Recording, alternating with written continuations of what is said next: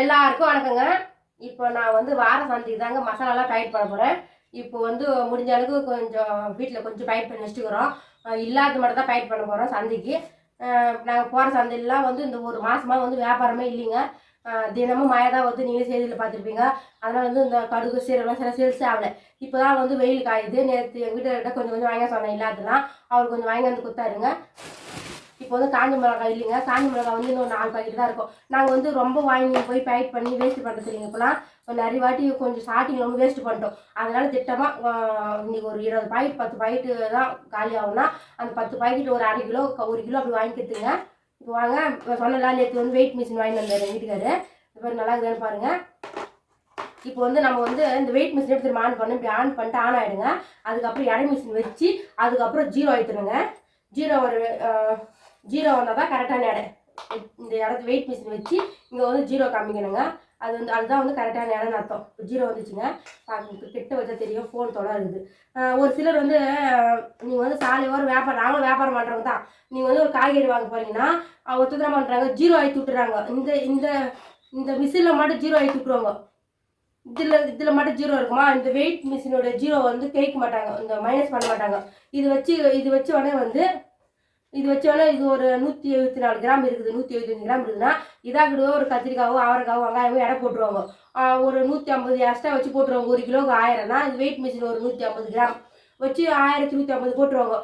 நம்மளும் நினைப்போம் 150 எக்ஸ்ட்ரா போட்டுக்கிறாங்க நினைப்போம். அவங்க எக்ஸ்ட்ராலாம் போட மாட்டாங்க. அந்த வெயிட் மிஷின் வந்து குறைக்க மாட்டாங்க. ஆனால் வந்து ஒரு சிலர் வந்து நம்மளும் சின்ன வியாபாரிக்கிட்ட தான் வந்து கரெக்டாக வியாபாரம் பண்ணுறக்கிட்ட தான் வந்து மைனஸ் பண்ணிக்கிறேன்னு கேட்பாங்க. என் கண் எதிர்க்க எத்தனையோ பேர் மைனஸ் பண்ணதுவே இந்த இந்த எடை மிஷினை வச்சு வெயிட் போடுறாங்க. ஆனால் அவங்ககிட்ட வந்து கேட்க மாட்டேங்கிறாங்க. நான் வந்து பூண்டு விற்று பாருங்க, நாங்கள் வந்து கரெக்டாக மைனஸ் பண்ணிக்கிறேன் பாருங்க சொல்லி தான் விற்பேன். அப்பயும் அவங்க கேட்குறாங்க இந்த கிண்ணம் எவ்வளோ வெயிட் ஏது வெயிட்டுன்னு. நாங்கள் வந்து ₹1 கூட திருடக்கூடாது, பொய் சொல்லக்கூடாது, யாரும் ஏமாற்றக்கூடாது. நான் எல்லாக்கிட்டையுமே சொல்லுவேன், நீங்கள் வந்து வெயிட் மிஷின் பார்த்துங்க, ஜீரோ இருக்குது பாரு. நான் சொல்கிறது கரெக்டாக இல்லை, நீங்கள் கமெண்ட் மூலமாக கமெண்ட் பண்ணுங்கள். அதுக்கப்புறம் அவர் கூட வந்தாங்க, ஆமாம் நீ கரெக்டாக தான் போடுறமா போடுமா அப்படின்னு சொன்னாங்க. அதுமாதிரி நம்ம வந்து யாரும் ஏமாற்றக்கூடாது. ஒரு கம்மியாக கூட பூண்டு வந்து ஒரு கிலோவுக்கு 1000 நிற்குதுன்னா நம்ம ஒரு 1030 1040 போடலாம். இவங்க வந்து கம்மியாக போடுறாங்க, அவங்க 1200 போடுறாங்கன்னு நினைப்பாங்க. அவங்க 1200 போடுறாங்க. மைனஸ்க்கு அந்த இடத்த ரசுக்கு மைனஸ் பண்ணலைங்க. அதில் தான் 1600 போடுறாங்க. அது தெரிய மாட்டேங்குது ஜனங்க. இவங்க 1000 போட்டு சுகுரா தானே போடுறாங்கன்னு நினைப்பாங்க. சுகுரா போட்டாலும் யாரும் ஏமாத்தாத போடுறாங்களா அதெல்லாம் நீங்கள் பார்க்கணும். அவ்வளோதாங்க. இப்போ வந்து நான் ஜீரோ ஆகிட்டுட்டேன். மாற்றி மறுபடியும் ஜீரோ ஆகிட்டு இப்போ தாங்க நான் வந்து டைட் பண்ண போகிறேன். இப்போ இந்த 6 மீன் டைட் பண்ணதில் அது ஃபுல்லாக காலி ஆகிடுச்சுங்க. இது வந்து ஜவ்வரிசி சிப்ஸ் நல்லா இருக்கு. கஞ்சி வத்தல் தான் ஜவ்வரிசி கஞ்சி வத்தல். நான் ஒரு டைம் வீடியோ அதான் கஞ்சி வத்தல் போட்டு வீடியோ எடுக்கிறாங்க பாருங்கள். சிறு துளி பெருவாளம் இதில் எல்லாமே கேட்பாங்க. இதெல்லாம் லாபம் வருது சொல்லிட்டு லாபன்றது வருதோ இல்லையோ மனசு வந்து நிம்மதியாக இருக்குங்க. யாரும் ஏமாத்தலை, திருடல, போய் சொல்லலை. இப்போ வந்து நம்ம எடுத்தவொடனே வந்து பெரிய பெரிய தொழில் எது பேரும் ஆக முடியாதுங்க. சிறு துளி பெருவாளமே தான். சின்னதாக நம்ம வியாபாரம் பண்ணனா நம்ம அடுத்த லெவலுக்கு எப்படி நம்ம வந்து நம்ம கொண்டு போகிறதுன்னு சொல்லிட்டு நமக்கு யோசனை வருங்க. அதனால தான் நான் வந்து சின்னதாக பண்ணிக்கிறோம் கொஞ்சம் வருஷமாகவே. இது வந்து நாங்கள் வந்து 10 ரூபாய்க்கு வந்து 40 கிராம் போடுறேங்க. 40லேருந்து 50 கிராம் வேணாலும் போடலாம். விலை ஒரு 10 ரூபாய் ஏற்றினா 40 கிராமு, விலை கொஞ்சம் 5 ரூபாய் குறைஞ்சிச்சுன்னா 50 கிராம் அதுமாரி போடலாங்க. இந்தமாரி நல்லா டிக்கான கவர் வாங்கிக்கிங்க. இது இந்த பாக்கெட் வந்து 5 கவருங்க. இது வந்து 7 கவர். இந்த கவரில் வந்து மேக்ஸிமம் வந்து அந்த பட்டை அந்த இதெல்லாம் போடுவோம், கிராமு, மிளகு, சீரகம் அதெல்லாம் போட்டு கரெக்டாக இருக்கும். இது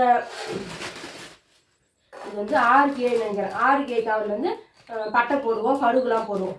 இது பாருங்கள், இப்படி ஒரு மடிப்பு இப்படி ஒரு மடிப்பு மடித்தா பார்க்கறதுக்கு நல்லா 10 ரூபாய்க்கு நல்லா பழங்கரமாக இருக்கும். நல்லா வாங்கிப்பாங்க.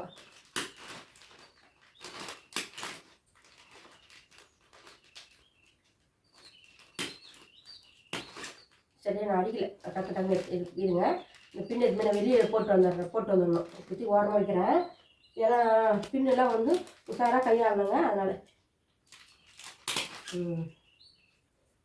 இது பாருங்கள். இந்த பாக்கெட் எப்படி சொல்லுங்க, பாரு வேறு இதான் நின்று சொல்லுங்கள். இது வந்து 10 ரூபாங்க. 10 ரூபாய்க்கு சேல்ஸ் ஆகாமா இல்லைன்னு சொல்லுங்கள். அது பாருங்கள். இதுலேயே வந்து கலராக இருக்குதுங்க. வெள்ளை கலர் இருக்குது. இதுக்கு வெள்ளை கலர் காமிக்கிறேன்.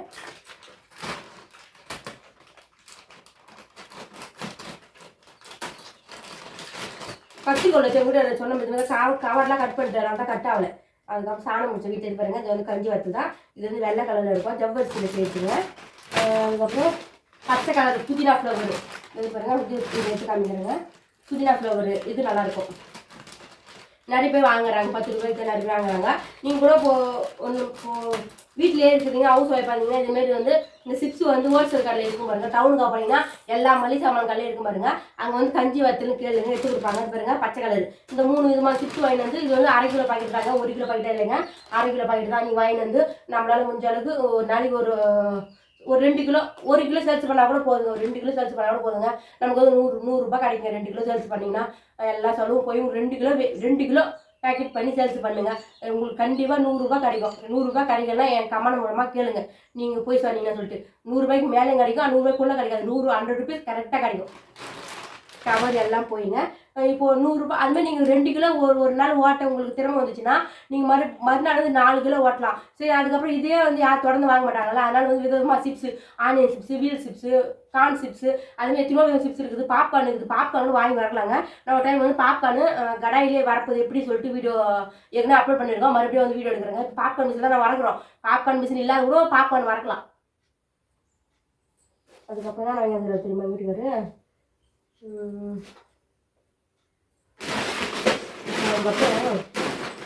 சோடா மாவு பேக் பண்ணணும். பாருங்க, சோடா மாவு வாங்கி வந்துக்கிறோம். சோடா மாவு இல்லை, சோடா மாவு பேக் பண்ணணும்.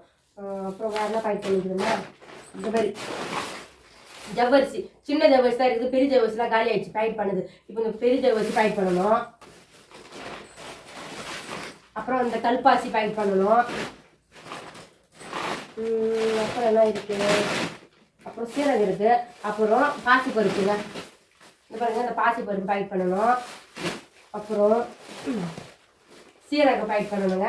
கொஞ்சம் கொஞ்சமாக ரொம்ப பேக் பண்ணணும். இது மட்டும் கொஞ்சம் கொஞ்சம் பேக் பண்ணின்னு அதுக்கப்புறம் நாங்கள் சந்தையில் எடுத்துகிட்டு போயிட்டு அங்கே சாலையோ நம்மளுக்கு ஒரு இடம் நம்ம வந்து தொடர்ந்து ஒரு இடத்துல வந்து கொட்டி வியாபாரம் பண்ண ஆரம்பிச்சுன்னா அது நம்மளுக்கு தாங்க சொந்தம். அந்த இடத்துலேயே வந்து நீங்கள் எப்போனா வந்து என்ன வேணாலும் கொட்டி சேல்ஸ் பண்ணலாம். என்ன வேணா உங்கள் வீட்டு சப்போஸ் வாழைமரம் இருந்துச்சுன்னா வாழைப்பழம் காய்க்குதுல, அந்த வாழைப்பழம் எடுத்துன்னு சேல்ஸ் பண்ணலாம். வாழைக்காய் காய்ச்சுன்னா வாழைக்காய் எடுத்துன்னு சேல்ஸ் பண்ணலாம். வாழைத்தண்டு, வாழை இலை, அப்புறம் இது பூ, சாமந்தி பூ கூட தான் சேல்ஸ் பண்ணுறாங்க. எத்தனோ பேருங்க. சரி, 1 கிலோ 2 கிலோ எங்கே சேல்ஸ் பண்ணலாம். உங்களால் முடிஞ்ச அளவுக்கு உங்களுக்கு என்ன திறமைக்குதோ நீங்கள் வந்து சாலை வாரம் வந்து ரொம்ப டவுனுக்கெல்லாம் அடிக்கடி சந்தை இருக்குது. எங்கள் ஊரில் சந்தை இல்லைங்க. நாங்கள் வந்து வெளியூருக்கு தான் போய் சந்தை வியாபாரம் பண்ணிட்டு வருவோம். இப்போ எங்கள் ஊரில் வந்து சந்தை போடல, சின்ன ஊரில் கொஞ்சம் பெரிய ஊராக ஒரு ஊரில் தான் ஆரம்பிப்பாங்க சந்தை. அந்தமாரி ஊரில் தான் நாங்கள் போய் வியாபாரம் பண்ணிட்டு வரோம். இப்போ பெரிய ஊர்லாம் இப்போனா இப்போ எங்கள் ஊர் பக்கத்து எங்கள் ஊர் கிட்ட வந்து திமிரி, கலவை அதுமாரிலாம் ஊரில் இருக்குது. ஆற்காடு அதுமாரிலாம் இருக்குதுன்னா அங்கெல்லாம் ஆற்காட்டில் வந்து என்ன ஒரு டைம் ஆரம்பித்தாங்க. ஆற்காட்டில் 30 வீட்டில் சந்தை ஆரம்பித்தாங்க. அதனால தெரியல, அதுக்கப்புறம் சந்தை இப்போ போகிறதுக்கு தூக்கிட்டாங்க. ஆனால் திமிரியில் மட்டும் சந்தை இருக்குது. ஆற்காட்டில் வந்து எந்த சந்தை இருக்குது? உயர் சந்தை இருக்குது. அதாவது உயர் சந்தை காலையில் காய்கறி நிறைய எடுத்து விற்பாங்கல்ல, அவங்க சந்தை மட்டும் தான், அவங்க கடை மட்டும் தான் இருக்குது. நம்மளுமாரி எங்களுமாரி சந்தை போடுறோம் இல்லை, தினமும் விற்கிறாங்க காய்கறி, அந்த சந்தை இருக்குது பஜார் உள்ள. இதுமாதிரி தான் நாங்கள் வந்து நீங்கள் வந்து சடவுனுங்க, கரண்ட் இல்லையா, வீட்டில் ப்ளவுஸு தைக்க முடியாது. அதனால சரி எப்படின்னா எப்படி போகுது எங்கள் வீட்டில் கேட்டேன். எங்கே நானும் நான் கூட வந்துடுறேங்க ஆற்காட்டுக்கு அப்படின்னு. நீ என்ன வாங்க வர போகிறேன்னு கேட்டார். ஃபஸ்ட்டு வந்து நான் என்ன பண்ணேன், கால் செயின் ஒன்று வந்துட்டு இருக்குது மாற்றணும்னு சொன்னேன். ஐயோ எப்போ எங்கிட்ட துட்டே கிடையாது அப்படின்ட்டாரு. சரி கால் செயின் மாற்றலாம் பரவாயில்ல, அந்த கால் செயினை 10 வச்சுன்னு வரேன் அப்படின்னு சொன்னேன். வீட்டுக்கு போகிற கால் செயின் கொஞ்சம் அந்த போயிடுங்க, கேண்டி கீழே வீடு போகுது. அப்போ பாருங்க. அதுக்கப்புறம் நான் பண்ணேன், எங்கள் வீட்டுக்காரர் எங்களுக்கு காசு இல்லாமா அப்படின்னு இருப்பான். அவர் உடம்பு சரியில்லை, என்ன பண்ணுவாருங்க, நேற்று எனக்கு கொஞ்சம் மாற்றலாம் என்ன கொடுத்தாரு, வீட்டு தேவை மணி சம்பளம் வாங்கியிருந்தாரு. அவரால் முடிஞ்ச அளவுக்கு போய் சாலைவாக தான் வியாபாரம் பண்ணுறாரு. சரிங்க, நான் சரி வானாங்க அப்படின்னு சொல்லிட்டுனா அதுக்கப்புறம் வீட்டு தொலைக்கு மாப்பு இல்லை, மாப்பு வாங்கிட்டு வரேன்னு. இல்லைம்மா நான் நீங்கள் ஒரு இன்சூரன்ஸ் ஒன்று கட்டணுமா அனுப்பிச்சுண்டா அப்படின்னு சொன்னாரா. 900 ரூபாய் அப்படின்னு கட்ட ஒரு இன்சூரன்ஸ் 3 மாதத்துக்கு கட்ட வரும். மாதத்துக்கு அதான் 3 வாட்டி ஒரு வருஷத்துக்கு 3 டைம் வரும் பொழுது 900 ரூபாய் சொல்கிறேங்க. அதுக்கப்புறம் அந்த இன்சூரன்ஸ்லாம் கட்டணுமா அப்படின்னாரு. சீட்டு வர வருது அப்படின்னாரு. சரிங்க பரவாயில்லைங்க, பசங்க ஸ்கூலுக்கு டெய்லி பஸ் பேருக்கு அது இதுன்னு தரணும், அவங்க தேவையானது வேணாலேருந்து எல்லாம் வாங்கி தரணும், பஸ் பேர் தரணும் குழந்தைங்களுக்கு. அதனால் ரொம்ப டைட்டாக இருக்குமா, நேற்று ஒரு உடம்பு சரியில்லை, வீட்டு ரொம்ப தலைவலி அப்படின்னாரு. சரி பரவாயில்லைங்க அப்படின்னு சொல்லிட்டு எதுவுமே வாங்கல. எப்போ முடியுதோ அப்போ வாங்கிக்கிறேன்னு சொல்லிட்டு நான் ப்ளவுஸ் வச்சுருக்கேன். அவங்க காசு கொடுத்தாங்கன்னா நான் அந்த காசில் வாங்கிக்கிறேன், நீ கவலைப்படாதீங்க அப்படின்னா எங்கிட்ட பரவாயில்ல. எங்கிட்ட அதுக்கப்புறம் வான்னு கூப்பிட்டாரு. சரி வா நீ ஆசைப்பட்டு கேட்குறேன் உங்களுக்கு வாங்கி தரேன்னாரு. எனக்கு அவர் கஷ்டம் கொடுக்கூடாது.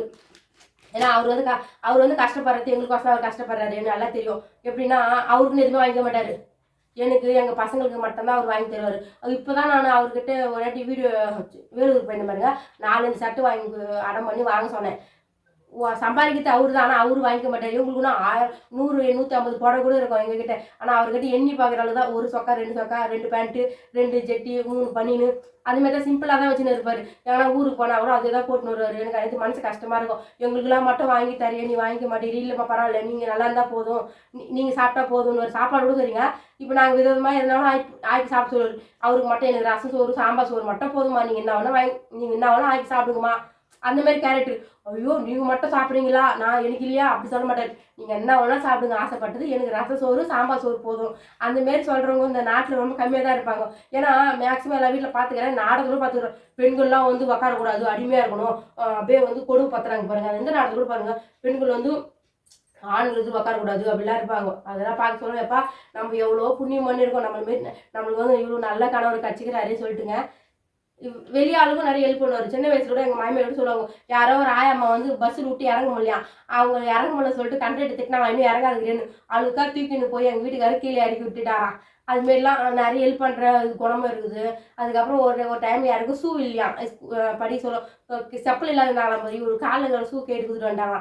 அதுதான் சொல்லுவாங்க எங்கள் மாமியார், இந்தமாரி கொடுத்துட்டு வந்துடும் அப்படின்னு சொல்லிட்டு. அந்தமாரி ஏதோ அந்த நல்ல மனசு தான் வந்து நம்ம அடிபட்டு அந்த அளவுக்கு அடிபட்டுச்சுங்க. அந்த ஆனால் கடவுள் வந்து தொடர்ந்து நம்ம காப்பாற்றி விட்டார். தர்மம் தலை காக்கும் சொல்கிற எல்லாத்துக்கு நம்மளால முடிஞ்ச அளவுக்கு தர்மம் காக்கணுங்க. தானத்தில் சிறந்த தானம் அன்னதானம் சொல்லுவாங்க. உங்களால் முடிஞ்சது ஒரு அன்னதானம் கூட பண்ணலாம், தர்மம் பண்ணலாம், எவ்வளோ நல்லது. நம்மளுக்கு நல்லதே இல்லையோ நம்ம குழந்தைங்களுக்கு நல்லது. நம்ம குழந்தைங்களுக்கு நீங்கள் சொத்து எதுவுமே சேர்க்க தேவையில்லைங்க. 4 பேருக்கு தர்மம் பண்ணி அந்த தர்மத்தை சேர்த்து வைங்க, குழந்தைங்களுக்கு அவங்க நல்லா இருப்பாங்க. கரெக்டாக இல்லை சொல்லிட்டு கமெண்ட் மூலமாக கமெண்ட் பண்ணுங்கள். நான் கூட வந்து நிறைய வெளியே வந்து காமிக்கிறமே நான் அவ்வளோ தர்மம் பண்ண மாட்டேங்க.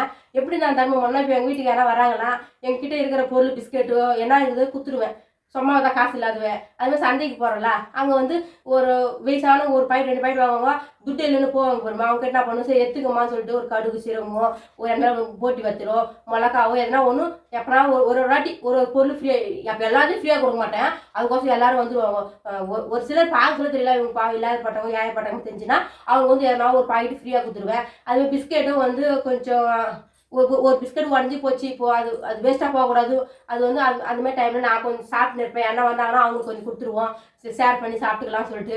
அதுமாதிரி என்னால் முடிஞ்சது பன்னு ஒரு டைம் வந்து வெளியே கூட போயிருந்த பாருங்க, பசிக்குதுன்னு கேட்டாங்க, அவங்க பன்னு வாங்கி கொடுக்குறது. எங்களால் முடிஞ்சு சின்ன சின்ன இந்த ஒரு காசு ரொம்ப போட முடியல. ஏன்னா என்கிட்ட எவ்வளோ போதும் 5லேருந்து 10 வந்து 20 ரூபா இருக்கும், அவ்வளோதான். என்னால் முடிஞ்சது என்ன கேட்டாங்கன்னா அவங்க கோயிலுக்கு போன மாதிரி கொடுக்குறா, என்னால் முடிஞ்ச அளவு தான் கொடுப்பேன், ரொம்பலாம் கொடுக்க முடியாது. அந்த வீடியோவில் எடுக்கல, ஏன்னா நம்ம செய்து கொஞ்சம் தான், அது வந்து வீடியோ காசு எடுக்கிற மாதிரி ஆகக்கூடாதுல்ல, அதனால் வந்து நாங்கள் இப்போ எடுக்க மாட்டோம். எங்களுடைய தெரிஞ்சவங்க கூட கேட்டாங்க, நீங்கள் வந்து அதான் தர்மம் பண்ணுற மாரிலாம் வீடியோ எடுங்க அப்படின்னு சொல்லிட்டு. அது வந்து உண்மையிலே வந்து நிறைய போடணும், வீடியோ எடுக்கணும்.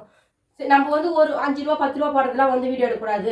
எப்போனா ஒரு டைம் நல்லா ஒரு சாப்பாடெலாம் செஞ்சு நம்ம போடுற மாரி இருந்துச்சுன்னா நிறைய அப்போ வேணால் எடுத்துக்கலாம்னு சொல்லிட்டு தான் எடுத்து கிடையாது. நம்ம செய்து வந்து கடுகளவு தான். உலக அளவு எவ்வளோ பேர் செய்கிறாங்க, அவங்களே வந்து யாருக்கும் தெரியாது செய்கிறாங்க. நம்ம இந்த சின்ன சின்ன விஷயத்த போய் ஏன் தெரிஞ்சு செய்யணும்னு சொல்லிட்டு தான். நான் ஏன் சொல்ல வந்தேன்னா, இப்போ நான் செய்கிறேன்னு சொல்லிட்டு சொல்ல வரலைங்க, தர்மத்தை சேர்த்து வைங்க குழந்தைங்களுக்கோ சொல்ல வந்தேன். இப்போது எவ்வளோ பேர் எவ்வளோ பாவத்தை சேர்த்து வைக்கிறாங்க. பாவத்தெல்லாம் சேர்த்து வைக்காதீங்க. ஒருத்தவங்களுக்கு துரோகம் பண்ணுறது, கெடுதல் பண்ணுறது, ஒருத்தர் வந்து தப்பே பண்ணிக்க மாட்டாங்க, அவங்க தப்பு பண்ணான்னு சொல்லிட்டு பழித்துக்கு போகிறது, இதெல்லாம் வந்து உங்களை தாக்குமோ இல்லையோ அவங்க குழந்தைங்களை தாக்கும். மதா பிதா செய்கிற சொல்லுவாங்க பயமாரி மரத்தக்காய் மரத்தாண்ட தான் வியும், வாயடி சொல்லுவாங்க. அதுமாரி பாவம் பண்ணவங்க வந்து அவங்க பசங்களை போய் தாக்கிடும். அதனால தான் உங்களால் முடிஞ்ச அளவுக்கு நல்லது செய்ய முடிஞ்சால் செய்யுங்க, இல்லை கெட்டது கூட யாரும் செய்யாதுன்னு சொல்லுவேன்.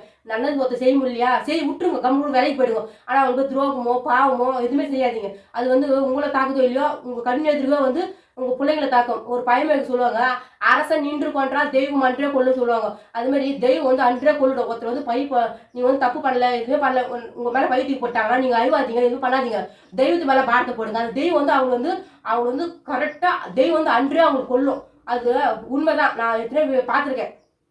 இப்போ வாயில்லாத திரும்ப சண்டை போடுவாங்க, அந்த வீரத்தை காட்டுவாங்க. ஆனால் அவங்களுக்குன்னு சாமி வந்து தக்க தண்டனை கொடுப்பாரு.